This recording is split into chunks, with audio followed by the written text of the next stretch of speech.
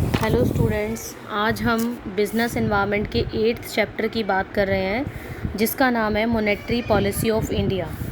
देखो, monetary policy नाम से पता लग रहा है मॉनेटरी यानी कि मनी की सप्लाई की बात हो रही है। और इसको रेगुलेट कौन करता है, फॉर्मुलेट कौन करता है, किस तरह से जो कमर्शियल बैंक है वो इसमें इन्वॉल्व रहते हैं, ये सारी बातें आज हम इस चैप्टर में डिस्कस करेंगे।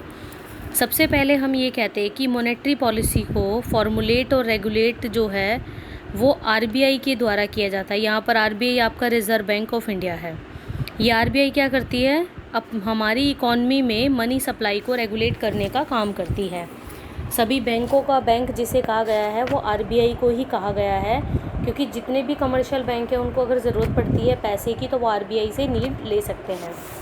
कहते हैं यहाँ पर मॉनेटरी मतलब मनी का क्या मतलब है, यहाँ पर मनी का ये मतलब है करेंसी और credit creation by the banks, कि बैंक के द्वारा जितनी भी करेंसी और क्रेडिट क्रिएशन होती है उसे मनी कहा जाता है।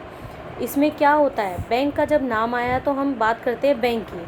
कहता है पब्लिक क्या करती है, बैंक के पास पैसा डिपॉजिट कर देती है, फिर बैंक क्या करता है उस डिपॉजिट का कुछ पार्ट कैश में रख लेता है और कुछ पार्ट जो है पब्लिक को लोन के रूप में प्रोवाइड करा देता है। This credit also become part of money supply. ये जो प्रोसेस है ये भी एक मनी सप्लाई का ही पार्ट है। RBI its monetary policy regulate credit and thereby money supply. कि आरबीआई का क्या काम होता है कि वो मॉनेटरी पॉलिसी को फॉलो करे, किस तरह से मनी सप्लाई को वो रेगुलेट कर सकती है और किस तरह से क्रेडिट पॉलिसी बना सकती है या रेट ऑफ इंटरेस्ट क्या रखा जाएगा, ये सारी चीज़ें आरबीआई के द्वारा डिसाइड की जाती है। कहते हैं यहाँ पर मॉनेटरी पॉलिसी का यही मतलब है कि किस तरह से कंट्रोलिंग होगी, यानी कि सप्लाई ऑफ मनी की कैसे कंट्रोलिंग करनी है, रेट ऑफ इंटरेस्ट क्या रखना है उस पर्टिकुलर ऑब्जेक्टिव को अचीव करने के लिए।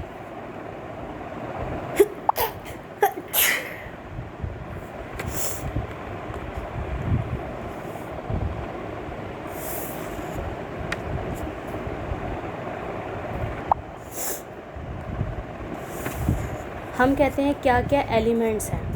सबसे पहला एलिमेंट है कि ये हमारे मनी सप्लाई को कंट्रोल करता है। दूसरा है ये बैंकिंग सिस्टम को रेगुलेट करता है, जितना भी बैंकिंग सिस्टम है, क्या रेट ऑफ इंटरेस्ट होगा, लोन अगर पब्लिक को देना है तो कितने रेट पर देना है, सीआरआर क्या होगी, रेपो रेट क्या होगी, रिवर्स रेपो रेट क्या होगी, ये सारा सिस्टम आरबीआई तैयार करता है।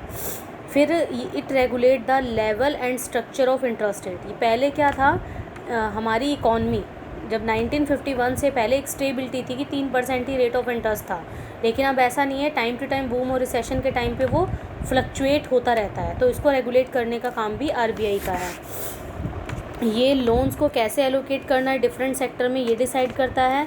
सेविंग इन्वेस्टमेंट कैसे बढ़ सकती है और हमारी जो प्राइस स्टेबिलिटी है उसको कैसे कंट्रोल करके हमारी इकॉनमी में ग्रोथ लाई जा सकती है। अब आता है इस मॉनेटरी पॉलिसी के ऑब्जेक्टिव्स क्या है। पहला ऑब्जेक्टिव है to regulate money supply in the economy. देखो, मैंने पहले ही कहा था कि आरबीआई मनी पॉलिसी को फॉर्मुलेट और रेगुलेट करने का काम करता है, तो यहाँ पर मनी सप्लाई को कंट्रोल करने का काम आरबीआई कर रहा है। तो मनी सप्लाई क्या है, मतलब कि कॉन्ट्रैक्शन क्या है और एक्सपेंशन क्या है। अगर इसको कंट्रोल कर लिया तो हम कहते हैं हमारी इकॉनमी में मनी सप्लाई कंट्रोल होगी। अब आप कहोगे कि मैम ये क्रेडिट एक्सपेंशन और क्रेडिट कॉन्ट्रैक्शन क्या है। क्रेडिट एक्सपेंशन का मतलब है कि आपके पास ज़्यादा पैसा है तो आप लोन दे सकते हो पब्लिक को। क्रेडिट कॉन्ट्रैक्शन का मतलब है आपके पास इतनी कैपेसिटी नहीं है कि आप किसी को लोन दे पाओ, आपके पास पैसा कम है तो गिविंग लेस लोन, इससे मनी सप्लाई जो है कंट्रोल हो जाती है। मनी सप्लाई का मेन एम यही होता है कि कैसे हमने क्रेडिट को एक्सपेंड करना है और कैसे हमने कॉन्ट्रैक्ट करना है हमारी इकॉनमी की नीड के अकॉर्डिंग। सेकंड बात करते हैं प्राइस स्टेबिलिटी को अटेन करता है। मॉनेटरी पॉलिसी का जो अनदर ऑब्जेक्टिव है वो प्राइस स्टेबिलिटी को लेकर है। प्राइस स्टेबिलिटी तभी रहेगी, देखो जैसे वो कहता है कि आपका इन्फ्लेशन रेट है, इन्फ्लेशन में प्राइस आपके हाई हो जाते हैं, ठीक है, ये सभी को पता है कि इन्फ्लेशन में क्या कंडीशन रहती है, प्राइस बढ़ जाते हैं। प्राइस बढ़ने का मतलब है इन्फ्लेशन रेट आ गया, उससे सप्लाई ऑफ मनी कम हो जाएगी। अगर डिफ्लेशन है, प्राइस कम है, तो सप्लाई ऑफ मनी जो है वो ज़्यादा हो जाएगी।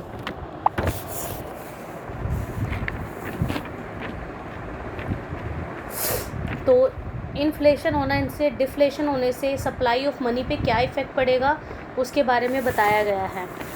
टू प्रमोट इकोनॉमिक ग्रोथ, कहते हैं कि मॉनेटरी पॉलिसी में अगर इस तरह से पॉलिसी को फ्रेम किया जाए ताकि हमें ये पता लग जाए कि हमारा क्वांटिटेटिव पॉलिसी है या क्वालिटेटिव पॉलिसी है, तो उस हिसाब से हमारी इकोनॉमिक ग्रोथ हो सकती है। सेविंग और इन्वेस्टमेंट को बढ़ावा देता है, बिल्कुल जैसे जैसे रेट ऑफ इंटरेस्ट होगा पब्लिक उसी के हिसाब से अपना पैसा सेव करना स्टार्ट कर देगी। उस सेविंग का कुछ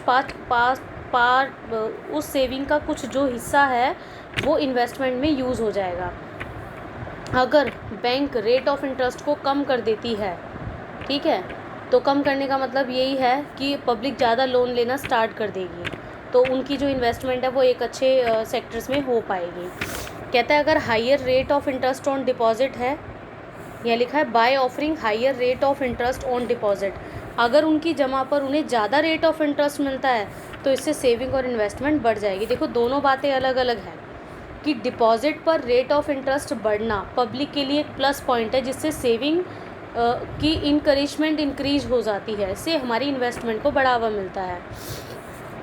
to control the business cycle, कहते हैं हमारे बिजनेस साइकिल में 2 पॉइंट्स होते हैं, एक बूम पीरियड होता है, एक आपका डिप्रेशन पीरियड होता है। बूम पीरियड में क्या होगा, credit is contracted to reduce money supply.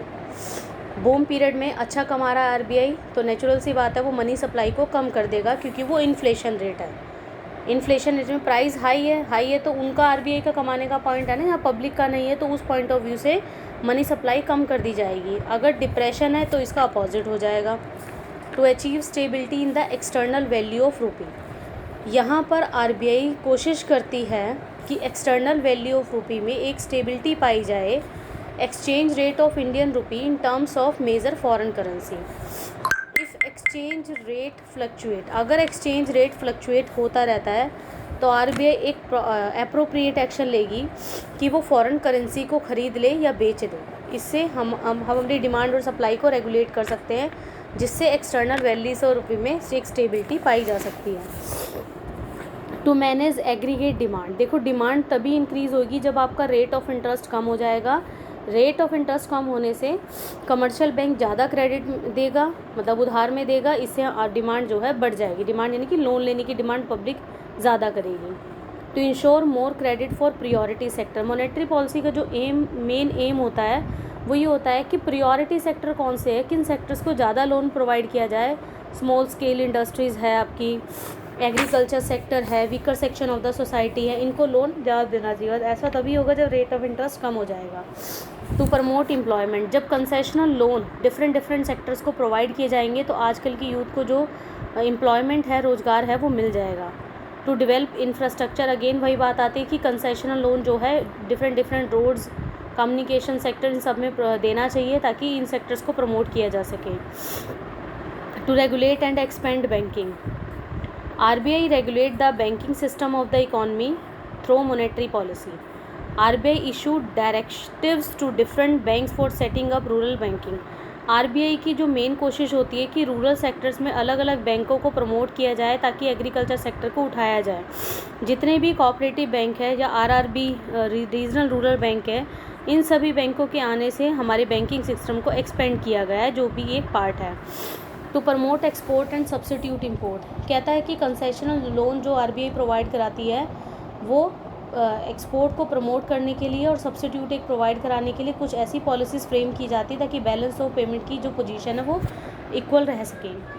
To continuously monitor global and domestic financial condition, monetary policy aimed at continuously monitoring global and domestic financial condition so that timely policy adjustment can be done।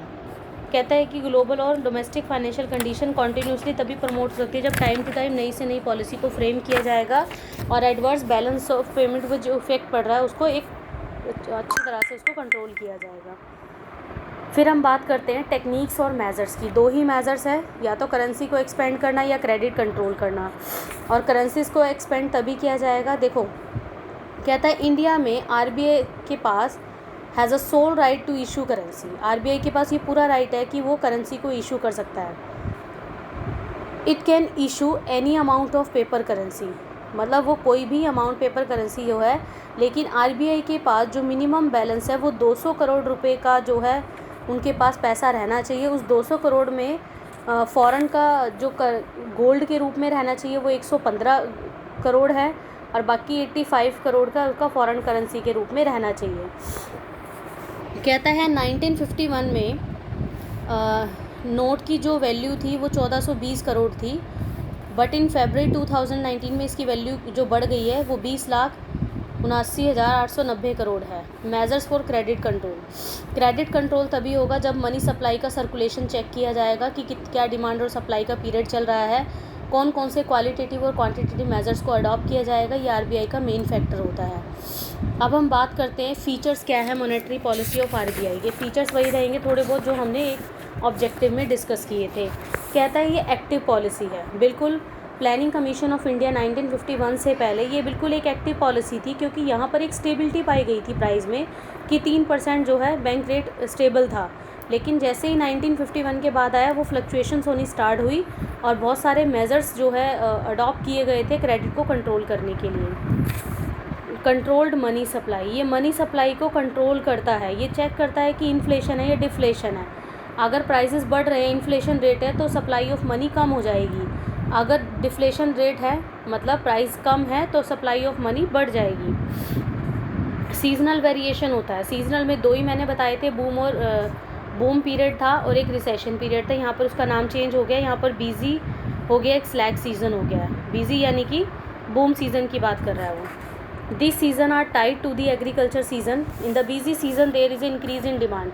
Busy season में demand बढ़ जाती है क्योंकि सबसे ज़्यादा जो है funds की ज़रूरत होती है, और फंड्स तभी प्रोवाइड कर पाएंगे जब रेट ऑफ इंटरेस्ट कम होगा। अगर स्लैग सीज़न की बात करें तो वहाँ पर डिमांड कम हो जाती है। During the busy season busy season में आरबीआई क्रेडिट एक्सपेंड कर देता है और स्लैग सीज़न में क्रेडिट को कंट्रोल करके रखता है। फ्लेक्सिबिलिटी पाई जाती है क्योंकि मॉनेटरी पॉलिसी जो रेगुलेट की जाती है वो मार्केट कंडीशन के अकॉर्डिंग चेंज की जाती है। कहता है अगर मार्केट में ज़्यादा फंड की रिक्वायरमेंट है तो आरबीआई एक लिबरल पॉलिसी फॉलो करती है। वो CRR, bank rate, repo rate, interest rate इनको कम कर देगी। कहता है कि मान लो आरबीआई को ये लगता है हमारी इकोनॉमिक ग्रोथ के लिए ज़्यादा फंड की ज़रूरत है तो आरबीआई लिबरल पॉलिसी यूज़ करेगी। ठीक है। दूसरी तरफ बात करें, व्हेन इन्फ्लेशन इज़ हाई, अगर प्राइसेस बढ़ रहे हैं तो आरबीआई सप्लाई ऑफ मनी को कम कर देती है या फिर इसका अपोजिट हो जाएगा। इन्वेस्टमेंट और सेविंग ओरिएंटेड। देखो सेविंग और इन्वेस्टमेंट दोनों तभी इंक्रीज़ होगी जब रेट ऑफ इंटरेस्ट कम हो जाएगा, तब ज़्यादा लोन लेने की कंडीशन होगी। लेकिन यहाँ सेविंग की बात करें तो हम कहेंगे पब्लिक की डिपॉजिट पर अगर रेट ऑफ इंटरेस्ट ज़्यादा मिल रहा है तो पब्लिक ज़्यादा पैसा इन्वेस्ट करेगी, जिसकी वजह से उसका कुछ सेविंग का पार्ट जो है वो इन्वेस्टमेंट में यूज़ हो जाएगा। Wide range of method of credit control. RBI ने बहुत सारे इंस्ट्रूमेंट यूज़ किए हैं जो कि मैं आपको अगली नेक्स्ट वीडियो में बताऊंगी। कुछ उसके क्वांटिटेटिव हैं और कुछ उसके क्वालिटेटिव है। एज़ पर इकॉनमी की नीड एंड रिक्वायरमेंट के अकॉर्डिंग पॉलिसी फ्रेम की जाती है। Thank you so much.